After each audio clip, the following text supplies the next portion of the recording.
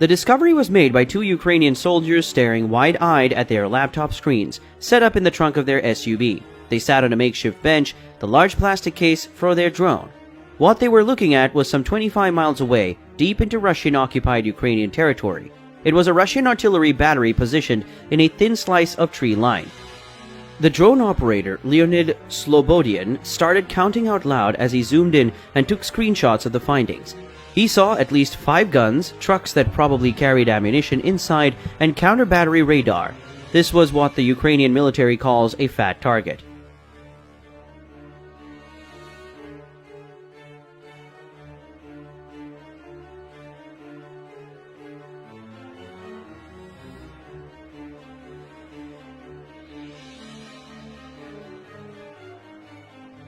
Besides him, Alexander Kapli fired off a voice message to the members of the 128th Mountain Assault Brigade, also watching a live stream of the drone camera. "We need to smash this from front to back," Kapli said into his phone. Then the expletive-ridden response, "Send all of the footage and we'll mess it up." Russian forces in Ukraine's southern Kherson region are attempting to hold the front line near the town of Dudchiny after a strategic retreat along the western bank of the Dnieper River. Ukraine's military, meanwhile, is trying to take back even more ground before reinforcements from Russian President Vladimir Putin's mobilization arrive.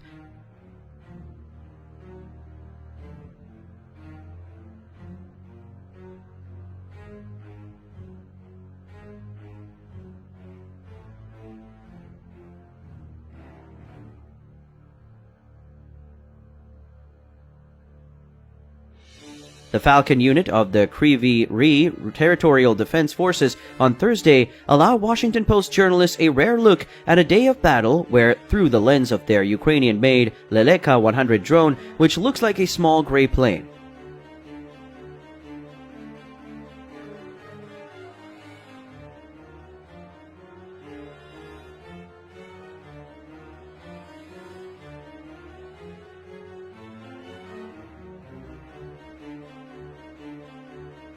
Moscow has more weapons than Kiev, so strikes on fat targets armored vehicles. Ammunition reserves and artillery, like the one the Falcon unit identified on Thursday, is how Ukraine can weaken its enemy in advance.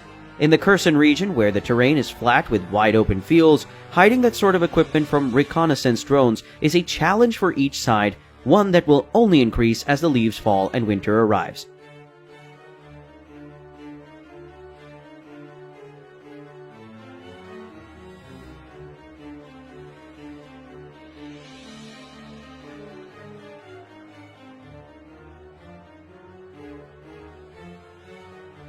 On Thursday, the Falcon unit was able to see through the leaves.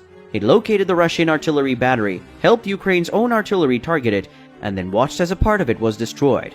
"Our task is to determine how many reserves are coming in, how strong these Russian fortifications now are, and to track all the military equipment," Kapli said. "Then we convey all of that to artillery forces, and they shell everything possible."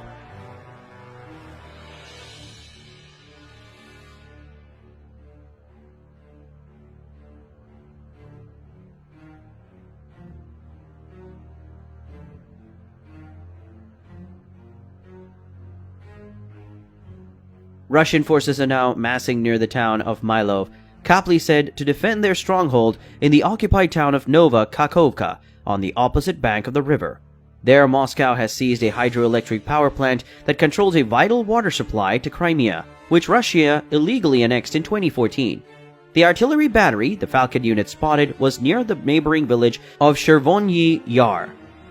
A second drone flight confirmed the equipment was still in place, and Slobodian passed along more screenshots of the site, reading out its coordinates.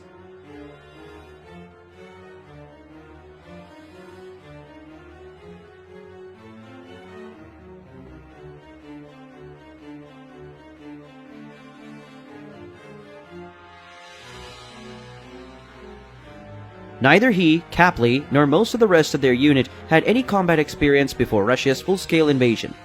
Slobodian and Gary Wagner, who operate the drone with him, were cameramen for Ukrainian television channels before the war. After collecting donations, Falcon's commander, Ole Lydenko, in April purchased the Leleka drone, which can fly about 25 miles and stay in the air for 2 hours before it needs a battery change.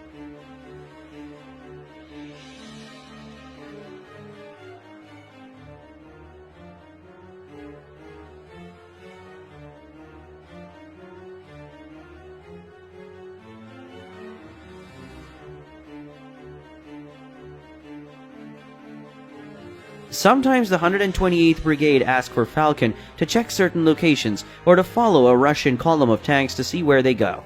Other times, the drone operators make their own finds. The recent Russian retreat allowed the unit to move forward into recently liberated villages and fly over territory previously out of its camera range. On Thursday, they launched their drone from a trench line the Russians had used for themselves until this week. While the drone was flying, some of the soldiers took careful steps around the neighboring fields, shooting at still unexploded mines.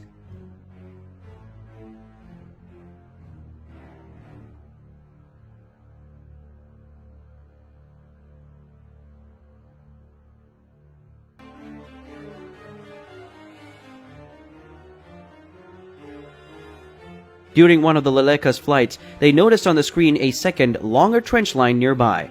Two of the soldiers went to explore it, returning with souvenirs, baseball caps with patches of the Russian flag, and a Z, the symbol of Russia's invasion of Ukraine.